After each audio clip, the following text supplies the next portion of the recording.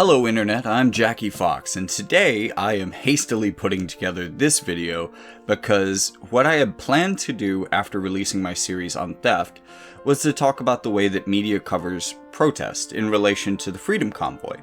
And I have two videos that are pretty much done to that effect. And I'll probably end up releasing them at the same time that I release this video. So if you are curious about an in-depth take on that particular topic, check those out. When the media supports part of what a protester is saying, they will just edit out all the radical parts around it in order to make it seem like the protesters agree with the mainstream positions that they already champion. And if you want a good lesson in how co-opting or recuperating a protest message goes, Black Lives Matter is an excellent example. While it definitely was a protest that was inspired and really people were brought into the streets by police brutality, at the same time, the protest was about the fact that Black lives mattered and that protesters wanted the government to actually act as though they did by supporting Black communities. One of the ideas was to take the money from the police, thereby solving the problem of police brutality, and reinvesting it within the community in a way that supported Black communities. These were conversations about the way that we treat people, not just the way that the police treat people, but the way that the government treats people. The way that many Black Americans don't have access to the same generational wealth which was encouraged in the white Americans and thoroughly helped along by the government for many years while Black people were still trying to fight for their rights as citizens. And this disadvantage has never been addressed. Black Lives Matter was in part about reparations, which, dear God, we've been talking about forever. Someone just fucking do it already. But instead of that, and I understand why a lot of people said that this was a protest about police brutality because of its context in time, and because they never really listened to what organizers were saying. But it was about much more than that. It wasn't just about the hypocrisy of a police brutality protest being brutalized by the police. That was an irony of the protest for sure, and it was hypocritical to say that Black Lives Matter in the same town that you just beat people for saying Black Lives Matter. But how much of that message did you really hear on the news? That's the question. You didn't really hear what the protesters were saying. You heard a soundbite. You heard a reduction. You heard a simplification that made for a good, oh, this is hypocrisy storyline that fell so well. And yeah, it was hypocrisy, but that wasn't the only thing, the only takeaway that you should have from Black Lives Matter. Even if it isn't important. We definitely saw this happening through right-wing media and how it handled the Freedom Convoy, turning that from a protest against very specific regulations against truckers that, you know, if we're being honest here, don't make any sense. If you want to know why I say that those specific regulations don't make sense, again, check out the longer videos where I have more time to talk about it. They took that, a very specific protest, and turned it into this general depending on which particular source was doing the spinning about what the protesters really wanted. Now, I absolutely don't agree with what Canada did in order to stop that protest after it made a legitimate challenge to capital by blocking the Ambassador Bridge. And I'm going to talk about that a bit in this video, but if you want to hear me make my case point by point, that's going to be in the videos on the Freedom Convoy specifically, but I'll be TDLRing it here as well in terms of priorities, the protest movement and the crackdowns that are the most authoritarian happening right now aren't actually in Canada. They're in Russia. Using the idea of superspreader events as a form of political cover, the Russian government has criminalized the act of protest on the first day of their invasion into Ukraine. Нет войне! Нет войне! Нет войне!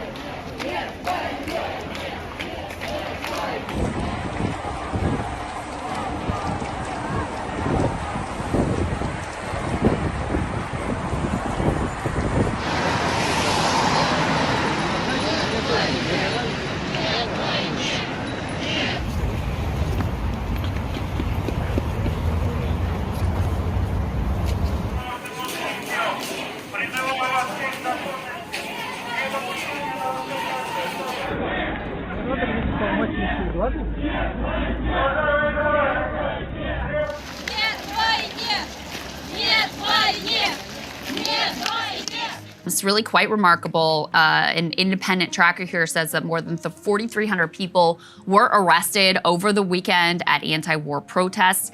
These occurred in cities really across the country. 21 Russian cities, they say here. I saw numbers as high as 53 different cities where anti-war protests have erupted since Russia's invasion of Ukraine, arresting thousands of people who came out into the streets even in that first day alone. In Russia, taking to the streets to literally say no to war is a criminal offense, and it's only gotten worse in the crackdowns from day one, as more and more Russians are seeing past the propaganda that their state is feeding them, and beginning to realize what is actually happening on the ground in Ukraine. But don't worry, Russia is cracking down on that too by passing new laws that took effect recently that would criminalize spreading misinformation about how the war effort is going in Ukraine. And, of course, with Russia determining what is and is not misinformation, the slice of reality that Russians may have enjoyed, may have had limited access to previously through social media, could now criminalize them for pressing the share button. Even though this law is mainly targeted at the few Russian media outfits that aren't directly controlled by the state. And this is a perfect example of the worst case scenario I was talking about when I talk about why ideas like criminalizing misinformation may sound appealing, but giving the state that power could easily be used nefariously. And we can see that happening right now in Russia, and them passing a law in the worst possible way to do the worst possible thing. And we've also been talking about for the last few months now, and I know Russia pretty much copy-pasted all of our misinformation talking points and translated them into Russian for the people, because sometimes Russian propaganda is lazy, and they just copy US propaganda into Russian. There's another parallel to the Freedom Convoy that I find interesting, and that is that the most official rationale that Putin gave to the Russian military and the Russian people as for why they were moving into Ukraine in whatever way they claim to be doing, was that they claimed to be going in to take out neo-Nazis and return the country to Ukrainian control or whatever. Vladimir Putin has assumed, without a drop of exaggeration, a historic responsibility by deciding not to leave the solution of the Ukrainian question for future generations. And yes, there are ultranationalist groups that have developed largely because a larger outside force was trying to invade their country. To be honest, it seems like a perfectly natural response someone would take in facing an overwhelming invasion to ideologically revert to the most pure form of nationalism they could to drive them forward to defend their country.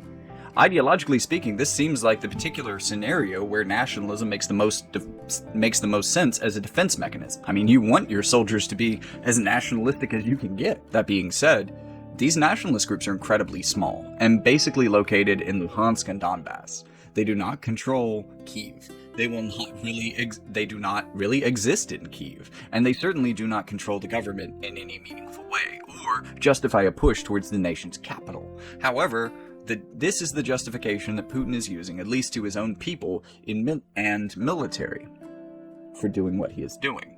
In a similar way, one of the popular reasons that Canada might be cracking down on this trucker protest, at least from a liberal media perspective, is that it is a fascist protest.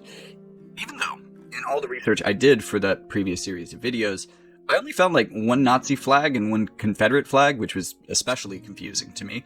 And considering potentially tens of thousands of people participated by the end of it, I don't think that one or two flags really represents the ideology of the whole group. Yes, it was a primarily conservative right-wing protest, and yes, the far right is kind of an extension of that, and it would make sense that they would show up to this protest and maybe try to radicalize people. And I think that, and I say this at several points, and it's worth saying here as well, but for the same conservatives out there, you might want to be a little bit more proactive in kicking the Nazis out of protests, because it's a very easy way to demonize a movement that you might see as credible. Now, I don't think that's the justification that Trudeau used publicly, or even the rationale he's using in his own head, really. I think it comes down to the Ambassador Bridge, because this was a surprisingly effective anti-capitalist technique to stop a major trade line between two countries, causing many large companies to lose thousands, if not millions of dollars of profits every day. So the Emergencies Act gives the Canadian government broad powers and tools to respond to national emergencies. It's supposed to be a measure of last resort. It allows the Prime Minister and Cabinet to take special temporary measures that may not be appropriate in normal times according to the text. It must be used only in an urgent and critical situation that seriously endangers the lives, health, or safety of Canadians or the government's power to protect Canada's sovereignty, security, and territorial integrity. And they weren't really paying a tremendous amount in fees, and, other than blocking the road, which was getting them, I think, a $50 a day fine, they weren't really doing anything else illegal on the Ambassador Bridge. So this became an incredibly disproportionate way to affect both countries' economies so that they might be more willing to negotiate and meet the truckers' demands over the laws about crossing the border unvaccinated. Everything else about the protest seems kind of stupid. It seems like they were just antagonizing people, but the part of the protest movement that took the bridge I do find incredibly important and meaningful, and I think that because of them and because of their effectiveness, that we ended up seeing the kind of crackdowns that we saw in Ottawa and with the force that they used there. Because within days of this becoming a problem on the bridge, Biden called Trudeau, said something probably like, "Look, this is bad for me. This is bad for my economy. This is bad for your economy. This is probably going to be bad for our re-election efforts. So if you could crack down on these people using any means that you might have at your disposal, do it." And shortly after that, Trudeau evoked an Emergency Powers Act. Now, first of all, I do want to point out that this is the first time that act has been used since it was passed, which is a bit suspicious because COVID happened in between. When you consider the way the act was used to allow police to seize private tow trucks in order to move the truckers, this kind of reminds me of something like the Defense Production Act, where the US government can, in times of crisis, have private companies change their production habits and produce certain things that the country might need, or in times of war, create weapons or just support the military-industrial complex. But in times of domestic crisis like pandemics, we don't often use these same methods to make things like masks, respirators, etc. And there's a lot of people who complain that Trump didn't do this in particular. He did actually, to be fair and balanced, he did actually once use the Defense Production Act, and it was when we were having some trouble in the meat supply chain, and he used the Defense Production Act to speed up the production of bacon and ham and pig products. The nation lost people. But if this nation lost its bacon, that would be a real crisis. My point here is that if this bill has similar capabilities, why wasn't it used to help keep Canadians safe and reinforce local national supply chains for critical products that were needed throughout the pandemic? Why just use it against protesters is what I'm saying. And I think Biden has used it as well, but he's certainly not used it a lot or in really impactful ways to most Americans. And, it's weird because he championed this idea during the primaries after he stole it from Bernie Sanders, who had been saying it for at least, I would say a couple weeks before Biden picked up the idea and made it a part of his platform. And then he barely did it either. So, yay. I mean, and I could be wrong about this, but it seems like this Emergency Powers Act has a similar ability to redirect factories and productive capability. I mean, if you can take over a tow truck, then why can't you take over an entire factory? In either case, you're seizing the means of production from someone, and that seems to be one of the powers of this act. So yeah, it's a bit fishy that they didn't use this superpower to save lives. Instead, they used it to keep trade flowing on their border. Which really shows you that they value their trade more than they do their own citizens' lives, at least in my opinion. So what they did with this act, and keep in mind, this is not an inclusive list. There are a number of things that they did. They're smaller and slip under the radar, but the primary things that they did with this was to confiscate private tow trucks temporarily and use them to clear the truckers out of the streets in conjunction with city tow trucks. It also enabled them to use financial sanctions against Canadians, but also donors in other countries, such as perhaps your grandmother who spends a bit too much time on Facebook and donated $20 to a GoFundMe to protest sanctions. And generally, these sanctions were related to freezing people's bank accounts, but also they were used to intercept large amounts of funds through these sites, accounting in millions of dollars, and just kind of stole them through something that feels like the Canadian version of civil asset forfeiture. They weren't redistributed to the people who donated them. They certainly weren't given to the protesters or even used for their legal defense or anything like that, as many of them were facing charges of things like mischief and conspiracy to commit mischief. And just take a second to look at what mischief means in Canadian law and tell me that this is not so broad that it could be used for practically anything that the Canadian government wants criminalized. And especially troubling is that they were so willing to use it against protests. This is a law written so broadly, it's just bad legislation from a human rights perspective because there's no clear thing that this indicates that you're doing wrong. And it's also especially troubling just to see it used against protest. Now, I'm not kidding when I say that the police use the word sanctioned. If you are involved in this protest, we will actively look to identify you and follow up with financial sanctions and criminal charges. Absolutely. This investigation will go on for months to come. I find this very interesting, especially in the context of what would happen a week or so later. Canada imposed more sanctions today targeting members of the Russian elite and major banks. With me from Ottawa is Canada's Foreign Affairs Minister, Mélanie Joly. Now the whole world is talking about sanctions as being like that most aggressive act that we feel like we can take against the Russian government right now. And yet, the same type of action is exactly what Canada just used on its protester. And by their own admission, they're fighting these protesters with the same tactics which the world is right now using to fight Russia. And this should really raise alarm bells.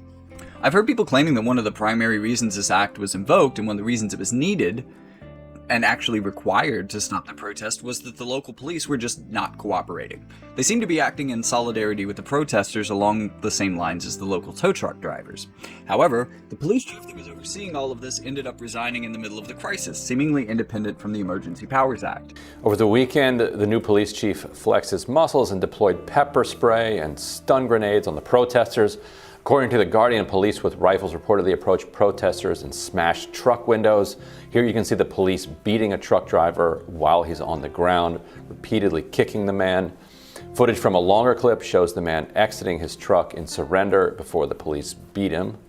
Now maybe there was some additional power in there that gave Trudeau that allowed him to force him to resign, or maybe it gave him the ability to fire him. And look, I don't know, but it doesn't really seem like this Emergency Powers Act was directly needed to solve this problem, because it seems like the resignation did it. I mean, after the resignation, the police were immediately beating the shit out of the protesters in the streets and running them over with horses. And in terms of the financial sanctions, as it ends up, most of the donations weren't actually making their way to the main body of the protests anyways. Instead, they were kind of being grifted by people who organized the pages and never really intended for them to reach their intended targets anyways. So for the most part, there really isn't much of a reason why you need to shut down the funding and freeze grandma's bank account, since it isn't effectively funding the protest to begin with.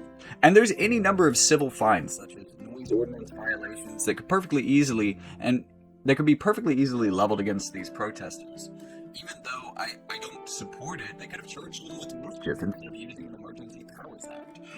And part of the reason that I don't think that they were needed to seize the tow trucks was that Ottawa already had city tow trucks. Oh, this from Nora Loretto in Passage, saying it must be said, use of the Emergencies Act isn't necessary to deal with the convoys. City tow trucks and bylaw enforcement are enough. Even moving the camps off of major arteries and isolating them into adjacent parks or parking lots could have been an option. In Windsor, Ontario, police could have removed the border blockade minutes after it started. Instead, it lasted for 6 days. We all know that any protest that challenged the legitimacy of the Canadian state wouldn't have been allowed to bring in bouncy castles or have children form symbolic chains to block off routes leading to border crossings. And look, it might have been slower to just use those instead of also stealing private tow trucks for the day. But we have no obligation to make it that much easier for them to clear protest. I'm sorry. If the tow truck drivers don't want to do it, you shouldn't necessarily have, you don't really have a reason to compel them if you already own your own tow trucks. Just use yours. It'll be fine. And, the fastest, and maybe it was the fastest to seize the private tow trucks. Maybe it would have been too slow using a couple of tow trucks to clear all of the places that they had blocked up. But the fastest way to end a war is to nuke a country into the ground. And the fact that only once has a country even come close to doing this, and the fact that we haven't done it since, I think it proves that this is a terrible idea to do. So maybe the fastest technique isn't always the best. And similarly, I hope that Canada realizes their mistake in using this sort of nuclear option against the protesters. That said, while I think it's worth explaining, I do think that there's value to covering this story before it gets engulfed by Russia and Ukraine.